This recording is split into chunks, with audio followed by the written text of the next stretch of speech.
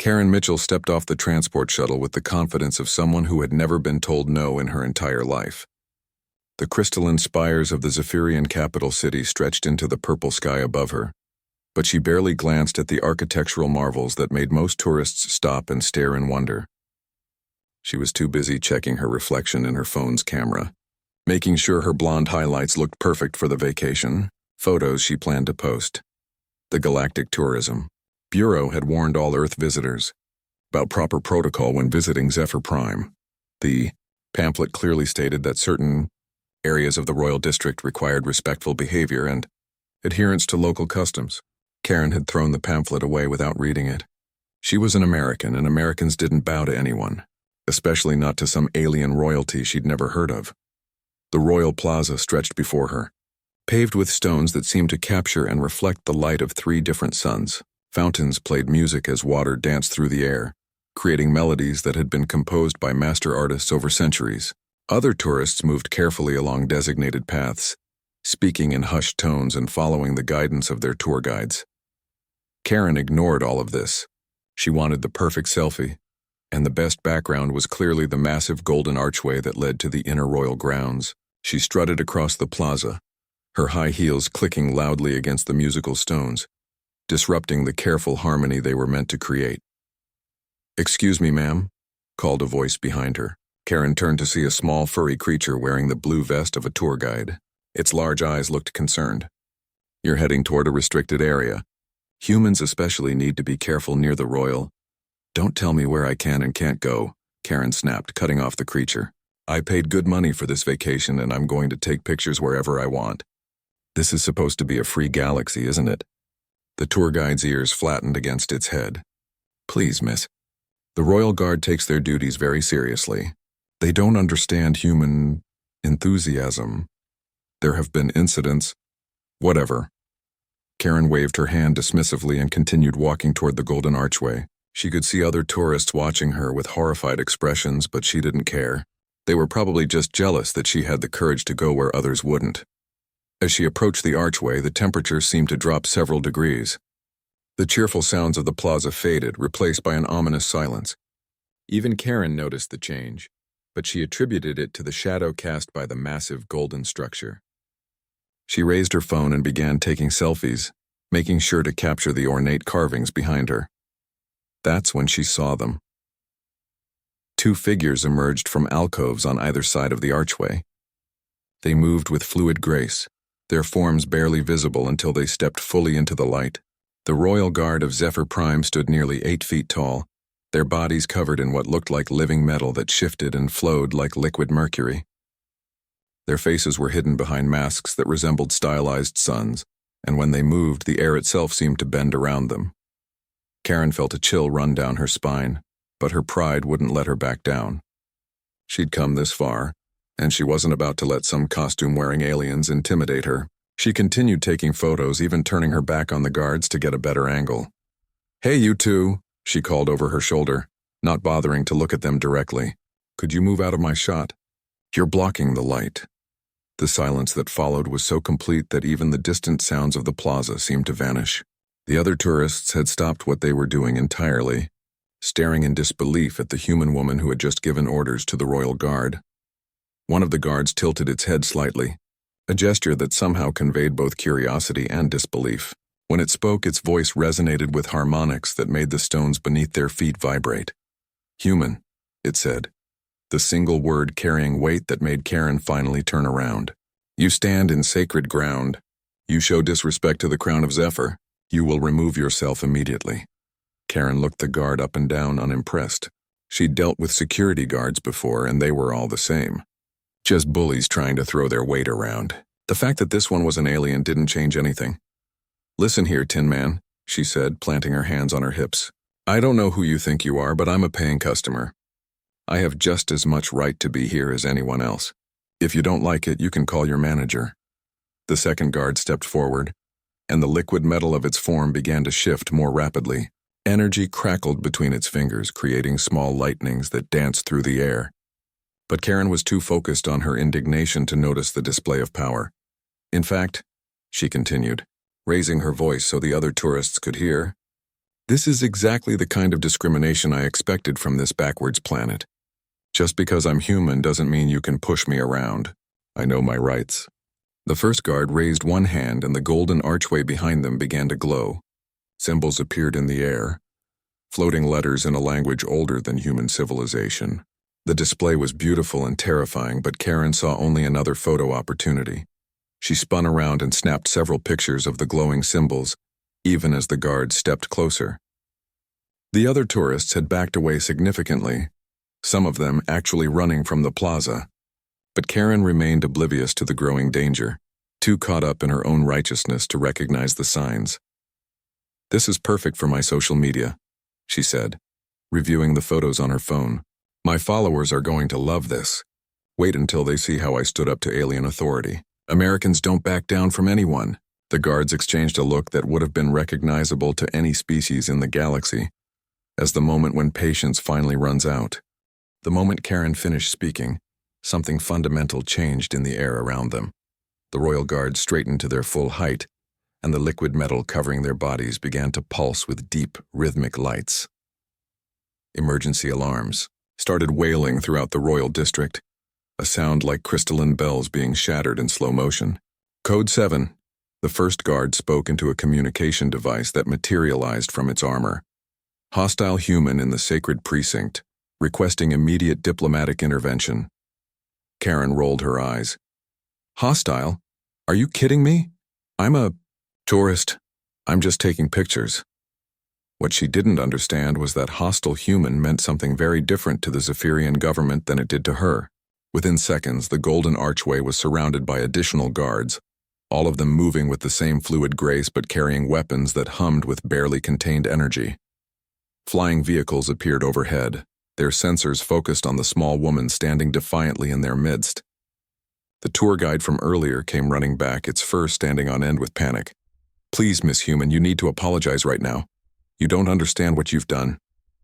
"What I've done?" Karen laughed bitterly. "What I've done is try to enjoy my vacation while these costumed freaks harass me. Where's the human embassy? I want to file a complaint." At the mention of the human embassy, several of the guards actually stepped back.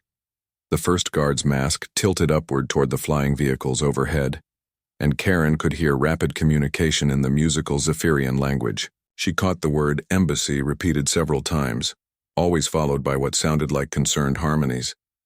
"The embassy has been contacted," the first guard announced, its voice now carrying a note of something that might have been nervousness. "Human diplomatic protocol is now in effect. You will remain here until proper representatives arrive." Karen felt a moment of satisfaction. Finally, these aliens were starting to show her some respect. "Good. Maybe now I'll get the treatment I deserve. And I expect an apology for this harassment." The tour guide made a sound like a whimper. "Miss, please just say you're sorry. Please, before they get here. You don't know about the Kepler incident. You don't know what happens when humans get angry." "Kepler what now?" Karen asked, but she was distracted by the increasing number of vehicles overhead. The entire plaza was being evacuated now, with only essential personnel remaining. She found herself standing in the center of what looked like a military operation, but she still didn't grasp the seriousness of the situation. A new sound filled the air, the deep thrumming noise of heavy transport ships entering atmosphere. Karen looked up to see 3 massive vessels bearing the blue and white insignia of the United Earth Diplomatic Corps. They weren't the sleek, elegant ships used by most galactic species. These were blocky, practical, and heavily armored vessels that looked like they'd been built for war rather than diplomacy. The ships landed with thunderous impacts that made the musical stones crack beneath their weight. Steam hissed from cooling, systems as ramps lowered, and the first figures to emerge made even the royal guards step back nervously. They were human, but not like any humans Karen had ever seen. These were members of the Diplomatic Protection Service, and they moved with the controlled aggression of people who had seen too much combat. Their black uniforms bore no decorations, except for small patches showing Earth's blue marble floating in space. Each one was armed with weapons that looked simple compared to alien technology, but Karen noticed that every Zephyrian present kept their eyes fixed on those understated human firearms. The lead diplomat was a woman about Karen's age, but where? Karen looked soft and pampered. This woman looked like she had been forged from steel. Her hair was pulled back in a severe bun, and her eyes held the kind of coldness that came from making life and death decisions on a regular basis. "I am Ambassador Sarah Chen," the woman announced, her voice carrying clearly across the plaza without any need for amplification. "I understand there has been an incident involving a human citizen." The first royal guard approached carefully, its movements now noticeably more respectful. "Honored Ambassador, the human female has violated sacred protocols and shown disrespect to the crown. We have maintained diplomatic restraint pending your arrival." Ambassador Chen turned her attention to Karen, and for the first time since leaving the shuttle, Karen felt genuinely uncomfortable. This woman's gaze was like being examined by a predator deciding whether you were worth eating. "Ma'am," Chen said, her tone professionally neutral, "I need you to explain exactly what happened here." Karen felt her confidence returning. Finally, someone who would listen to her side of the story. "These guards were being completely unreasonable. I was just trying to take some pictures and they started threatening me. I know my rights as an American citizen, and I demand that they apologize for this treatment." The ambassador's expression didn't change, but something shifted in the air around the human delegation. The Diplomatic Protection Service agents spread out slightly, taking positions that gave them clear fields of fire in all directions. Their movements were casual, professional, but every alien present recognized the signs of humans preparing for potential violence. "Ma'am," Chen said carefully, "are you telling me that you knowingly entered the sacred precinct of the Zephyrian royal crown and then refused to leave when requested by lawful authority?" "I didn't know it was sacred anything," Karen protested. "And even if it was, that doesn't give them the right to discriminate against humans. We're supposed to be equal members of the Galactic Federation." A ripple of what could only be described as horror passed through the assembled Zephyrians. Equal members. Karen had just claimed that humans were equal to everyone else, as if that were some kind of reasonable expectation rather than a terrifying prospect. Ambassador Chen closed her eyes for a moment, and when she opened them, Karen could see the weight of responsibility settling on the woman's shoulders like a physical burden. The ambassador turned to address the royal guards, and when she spoke, her words carried the formal cadence of official diplomatic protocol. The human citizen acted without knowledge of local customs and without malicious intent. However, her actions constitute a violation of Zephyrian sacred law. On behalf of the United Earth government, I formally request clarification of the Crown's desired resolution to this incident. The first guard's mask turned upward again, and Karen could see lights flashing in rapid communication with unseen authorities. The response, when it came, made the guard's voice tremble with barely suppressed emotion. "The Crown demands satisfaction according to ancient law. Trial by combat, or formal surrender of the offending party for judgment." Ambassador Chen nodded grimly, as if she had expected this response. Karen, however, laughed out loud. "Trial by combat? What is this, the Middle Ages? These people are insane." That's when Ambassador Chen finally looked at Karen with something other than professional detachment. When she spoke, her voice carried the cold promise of someone delivering very bad news. "Ma'am, you need to understand something very important. You just insulted the sacred honor of the Zephyrian crown. In their culture, that's not just a crime, it's an act of war." Karen's laughter died in her throat as she looked around the plaza and saw the faces of every alien present. Where before she had seen what she thought was anger or annoyance, she now recognized something much more primal. Fear. Real bone-deep terror that made their various forms of body language scream danger in any language. Act of war? Karen's voice came out smaller than she intended. "That's ridiculous. I'm just one person. I can't declare war on anybody." Ambassador Chen's expression remained professionally neutral, but Karen caught the almost imperceptible shake of her head. "Ma'am, you're thinking like someone from Earth in the 21st century.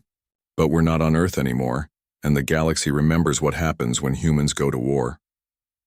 The Royal Guard captain stepped forward, its liquid metal form shifting colors to what Karen was beginning to recognize as extreme agitation. "Ambassador Chen, surely the human government does not intend to escalate this incident." The crown of Zephyr seeks only appropriate satisfaction for the insult offered. Chen turned back to the guard, and Karen noticed that every member of the human diplomatic team had positioned themselves so they could see all potential threats. They weren't aggressive, but they were ready, and somehow that readiness was more intimidating than any weapon. "Captain," Chen said formally, "you know as well as I do that the Terran Accords require any threat against a human citizen to be treated as a threat against humanity itself. We didn't write those accords. The Galactic Federation insisted on them after the Kepler incident." At the mention of Kepler again, Karen saw several of the Zephyrians actually back away. The tour guide from earlier had gone completely pale, its fur lying flat against its body in what she was learning to recognize as a fear response.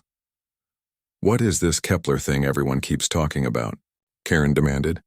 "And why does everyone act like it's some kind of big deal?" The silence that followed her question was so complete that Karen could hear the hum of the flying vehicles overhead and the distant sound of the city beyond the plaza.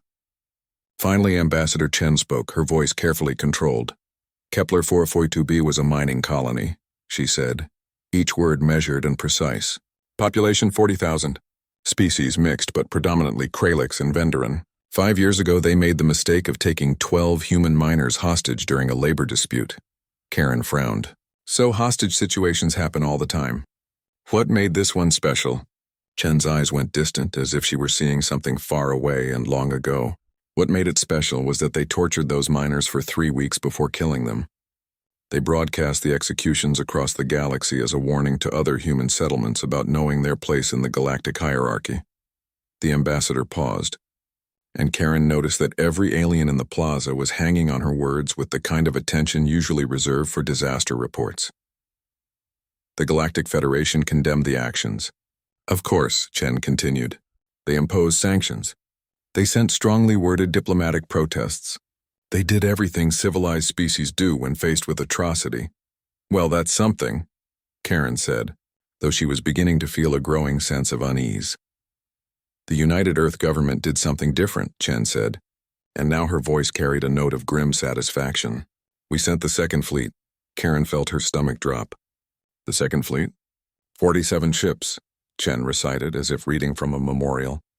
17 million tons of human engineering and human anger. They arrived at Kepler 442b exactly 96 hours after the last human died.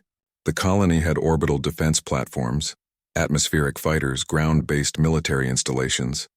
Military experts calculated it would take at least 6 months to reduce their defenses. The ambassador's gaze focused on Karen with laser intensity. The Second Fleet glassed the entire planet in 4 hours. Karen felt the blood drain from her face. "Glassed?" "Turned the surface into radioactive glass," Chen confirmed. 40,000 sentients dead. Every structure, every monument, every trace of their civilization reduced to atomic vapor. The Federation called it genocide. Humanity called it justice. Around the plaza, the aliens had gone completely still. Even the Royal Guard seemed frozen in place, their liquid metal forms barely moving. "But that's..." Karen started, then stopped. "That's insane. That's completely disproportionate." "Yes," Chen agreed simply. "It was, that's the point. The message humanity sent to the galaxy was simple. Hurt one of us and we'll hurt all of you. Not proportionally. Not reasonably. We'll hurt you until you stop existing." Karen looked around at the assembled aliens and began to understand why they all looked so terrified. But surely people don't still think... 3 months after Kepler, Chen interrupted, human mining rights across the galaxy increased by 400%. Attacks on human civilians dropped to 0 and have remained there ever since. The Galactic Federation established the Terran Accords, specifically to prevent situations where humans might feel the need to respond with disproportionate force again. The Royal Guard captain's voice trembled as it spoke. "Ambassador, surely this incident does not rise to the level of..." "That's not for me to decide," Chen cut it off. "That decision belongs to the human citizen who was threatened. Under the Terran Accords, any threat against a human civilian constitutes an act of war, unless the threatened party formally forgives the offense." All eyes turned to Karen, and she suddenly understood why everyone had looked so afraid when she refused to apologize earlier. She wasn't just some annoying tourist anymore. She was a potential trigger for another Kepler incident. "I don't want anyone to get hurt," Karen said quickly. her voice small and uncertain. I just wanted to take some pictures. Chen nodded grimly. I believe you, ma'am. But the problem is that you've already been threatened with trial by combat. Under Zephyrian law, that's a formal challenge to your honor. Under human law, that's a death threat against a civilian. The Accords are very clear about what happens next. Karen felt panic rising in her chest. But I don't want to fight anyone. I don't even know how to fight. That's also not the issue, Chen said. The issue is that refusing the challenge means accepting the insult to human honor. Accepting the insult means that humanity appears weak. And appearing weak, she didn't need to finish the sentence. Karen was beginning to understand that in this galaxy, weakness was the one thing humanity could never afford to show. The captain of the Royal Guard stepped forward. Its form shifting to colors that Karen was learning meant extreme distress. Perhaps there is another way. If the human could simply acknowledge the sacred nature of the precinct and show proper respect— You mean apologize, Karen said flatly. More than apologize, Chen corrected. In Zephyrian culture, proper acknowledgement of wrongdoing requires ritual submission. You would need to prostrate yourself before the crown and formally beg forgiveness. Karen's pride flared again, even in the face of everything she had just learned. I'm not getting on my knees for anyone. I'm an American. The moment the words left her mouth, Karen saw Ambassador Chen's face go completely white. Around the plaza, the aliens took another step back, and she heard what sounded like prayers being whispered in a dozen different languages. She had just made things infinitely worse. The words "I'm an American" seemed to echo across the plaza with the weight of a death sentence. Ambassador Chen immediately activated her communication device, speaking in rapid, clipped tones to someone who was clearly very high up the chain of command. Mayday protocol is now in effect, she said into the device. American civilian has refused submission, requesting immediate Code Alpha authorization. Karen watched in growing horror as the 3 human ships above them suddenly began to glow with the distinctive blue light of charging weapon systems. Around the plaza, automated defense systems that had been dormant for decades began to emerge from hidden positions in the ornate architecture. What's happening? Karen demanded, her voice cracking with panic. One of the Diplomatic Protection Service agents, a man who looked like he could break steel with his bare hands, turned to address her. His voice was calm, professional, and absolutely terrifying in its matter-of-fact delivery. Ma'am, you just invoked American sovereignty in the face of an alien demand for submission. Under the Terran Accords, that constitutes a formal declaration that the United States of America will not bow to foreign powers. The fleet has been notified. The fleet, Karen's voice came out as a whisper. The Third Fleet is currently in the Proxima system, Ambassador Chen said, still speaking into her communicator. ETA to Zephyr Prime, 6 hours. The Seventh Fleet is conducting exercises near Vega. ETA, 14 hours. The Home Fleet is maintaining Earth defense but can be here in 36 hours if needed. Karen felt her knees go weak. You're talking about war over me, over my stupid vacation photos. Chen finished her communication and turned back to Karen with an expression that mixed sympathy with grim determination.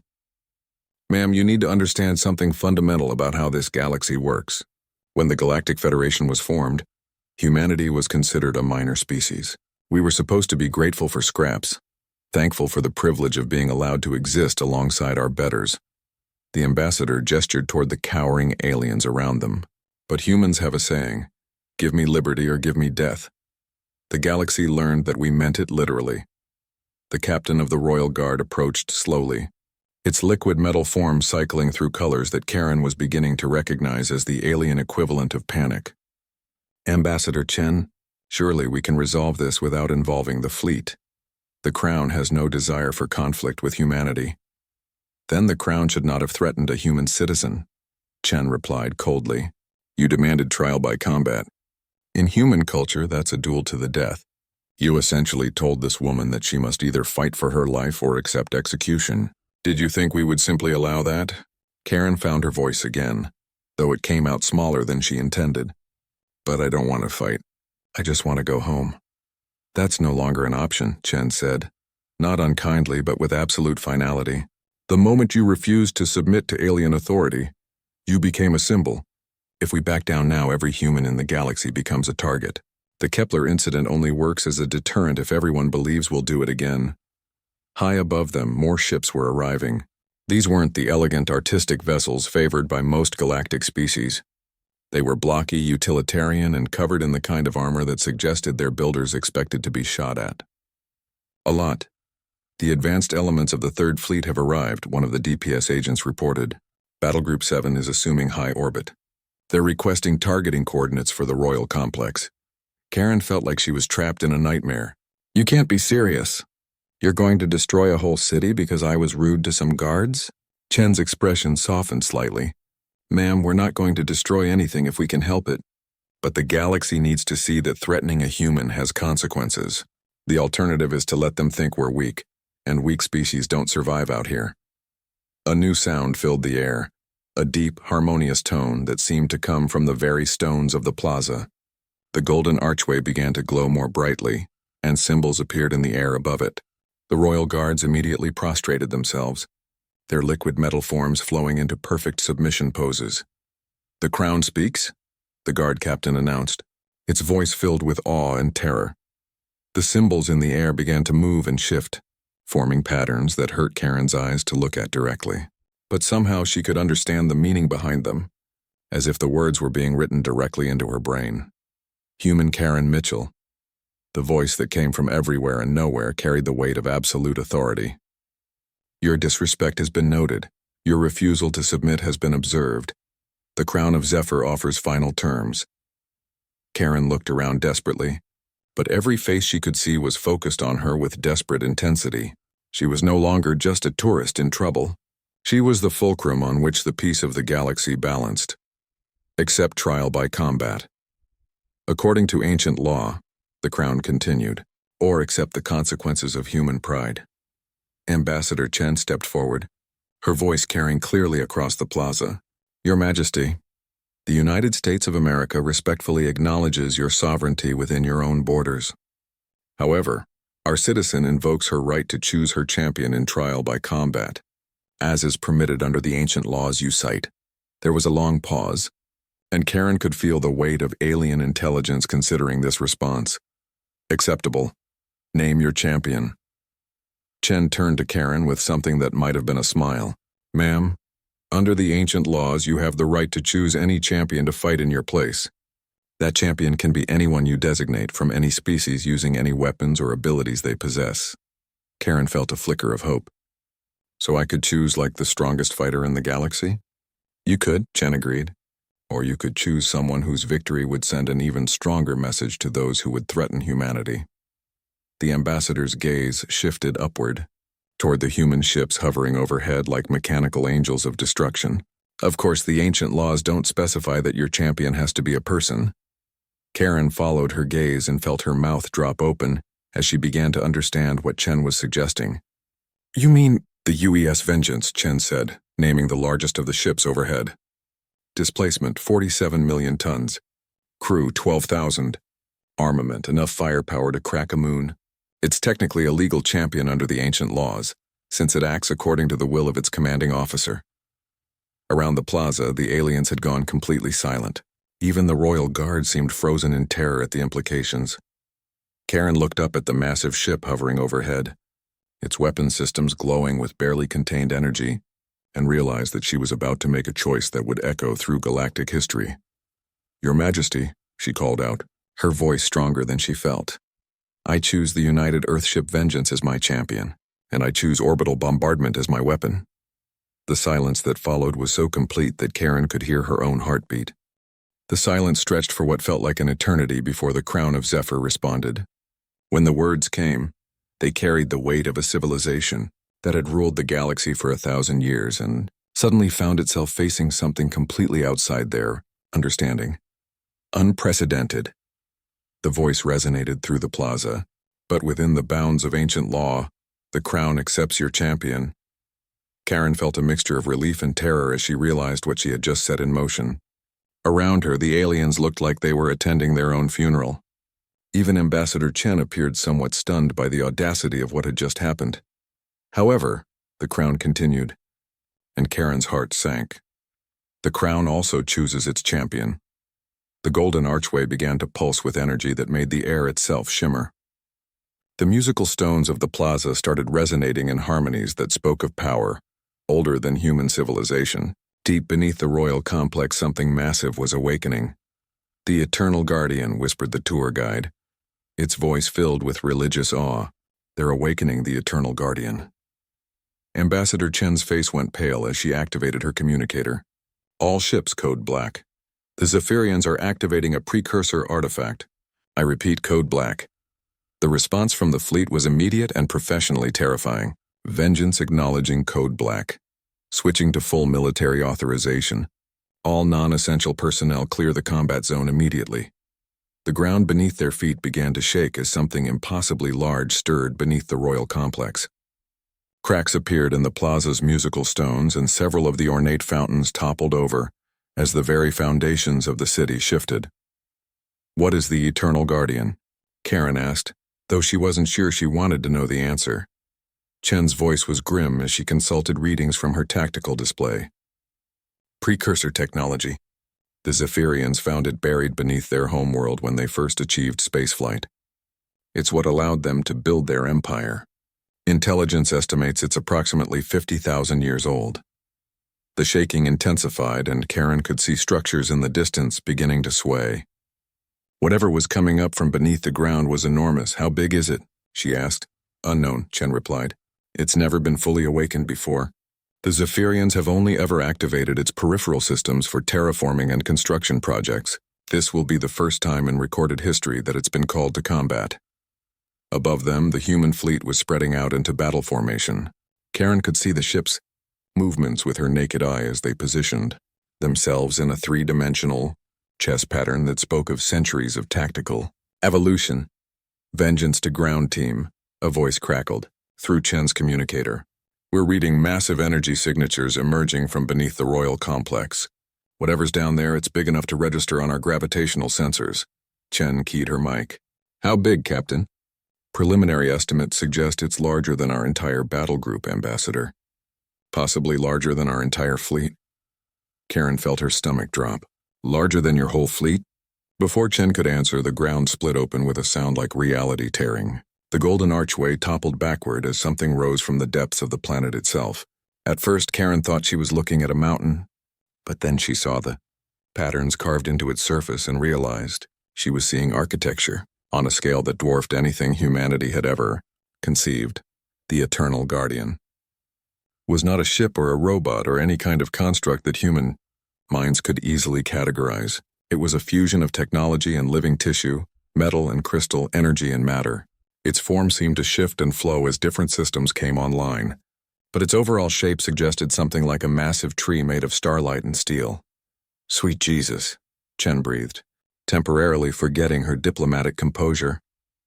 As more of the Guardian emerged from the ground, Karen could see that it stretched for miles beneath the surface.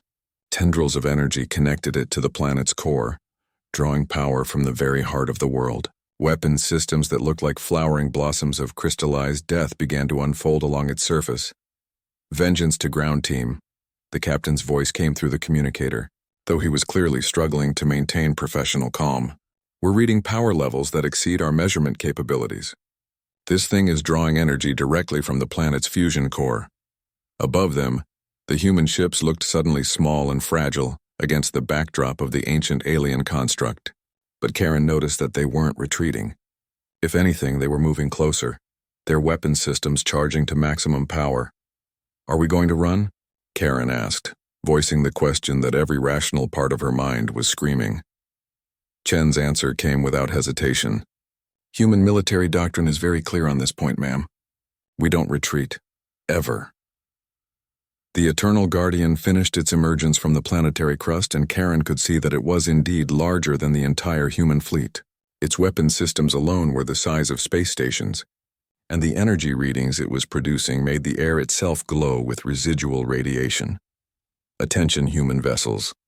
The Crown's voice resonated not just through the plaza now, but apparently through space itself.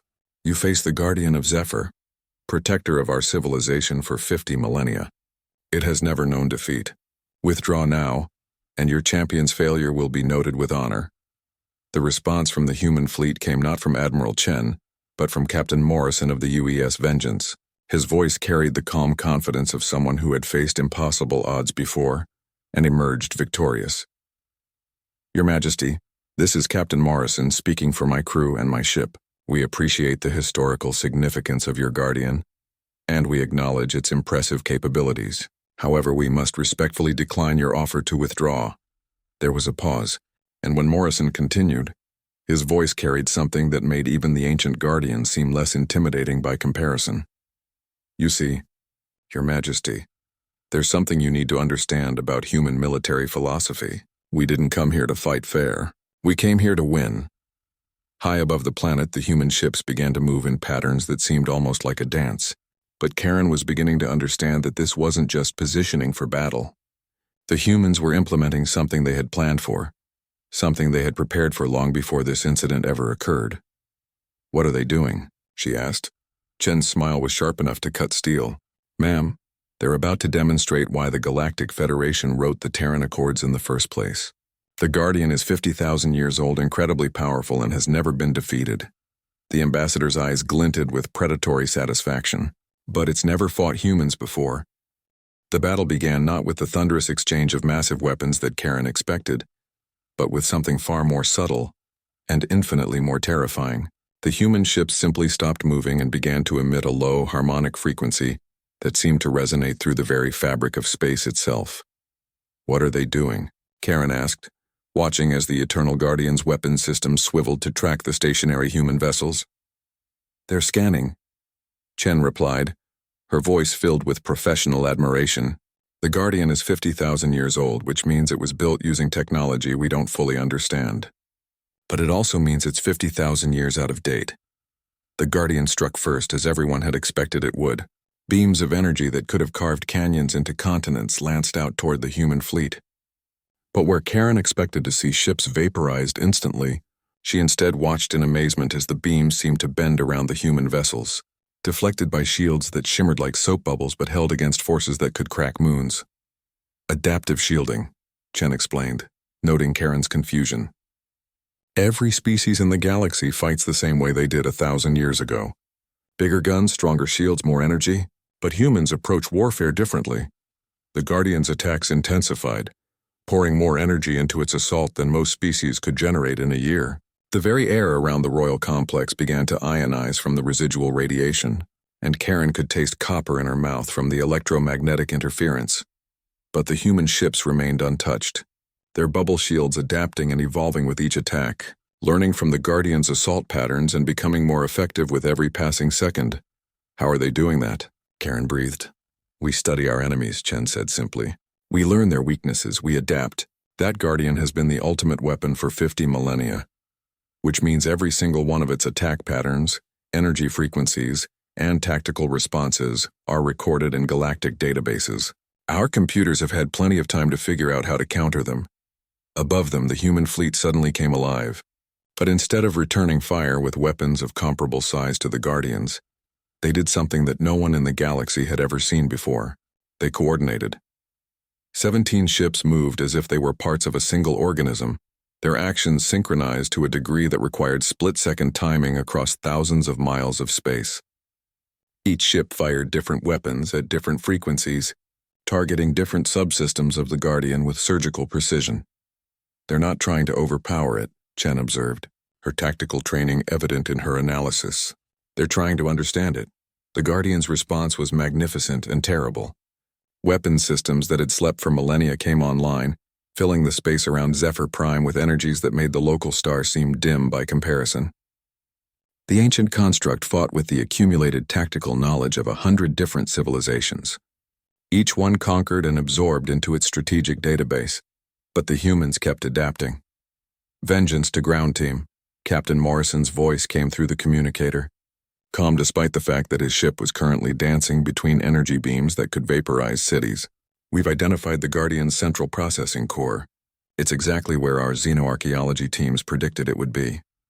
Chen keyed her mic. "How long until you can neutralize it?"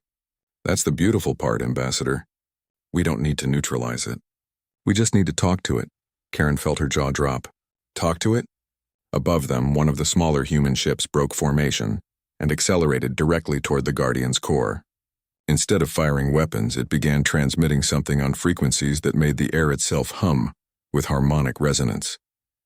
First contact protocols, Chen explained, and now her smile was brilliant with vindication.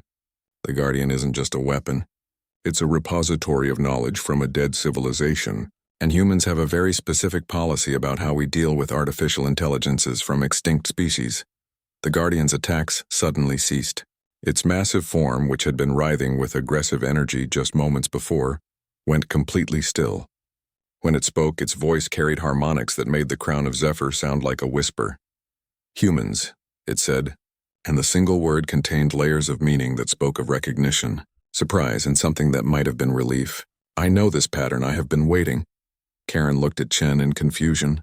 "Waiting?" "The precursors didn't die out," Chen explained, her voice filled with quiet wonder. "They transcended, became beings of pure energy and departed this dimension, but they left instructions, sealed protocols that could only be activated by a species that met certain criteria." The Guardian's voice rumbled across the planet as it continued. "Species that wage war not for conquest but for protection. Species that adapt rather than merely overcome. Species that preserve knowledge rather than destroy it." Above them, the human ships had arranged themselves in a perfect sphere around the ancient construct, no longer as adversaries but as an honor guard. Species that do not retreat. The Guardian began to change, its aggressive weapon systems retracting and being replaced by instruments of analysis and communication. The precursors left a message for the inheritors, for those who would continue their work of protecting lesser species from those who would exploit them. Karen felt the weight of galactic history settling around her as she began to understand what she was witnessing. "The humans aren't just another species, are they?" Chen's expression was solemn as she shook her head. "No, ma'am. We're the precursors' chosen successors. We just didn't know it until now."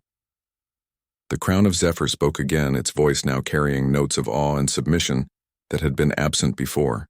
"The trial is concluded. The Guardian has named its victor. Humanity is acknowledged as the inheritor species." Around the plaza, every alien present had prostrated themselves completely. Even the royal guards had flowed into poses of absolute submission. "What does that mean?" Karen asked. "It means," Chen said quietly, "that you just accidentally fulfilled a 50,000-year-old prophecy and established humanity as the official protectors of galactic civilization." Karen looked around at the prostrate aliens, up at the human fleet now serving as honor guard to an ancient superweapon, and back at Ambassador Chen's satisfied expression. "So," she said weakly, "does this mean I can go home now?" Chen's laugh was rich with relief and triumph. "Ma'am, you can go anywhere you want. The galaxy just became humanity's responsibility." "Which means Earth just became the most important planet in known space." As the Eternal Guardian began transmitting the coordinates of hidden precursor technology caches throughout the galaxy, and as alien governments across dozens of star systems received notification that humanity was now their official protector species, Karen Mitchell realized that her vacation photos were going to be very hard to explain to her friends back home, but at least she had learned an important lesson about reading travel brochures and about what happens when humans decide they've had enough of being pushed around.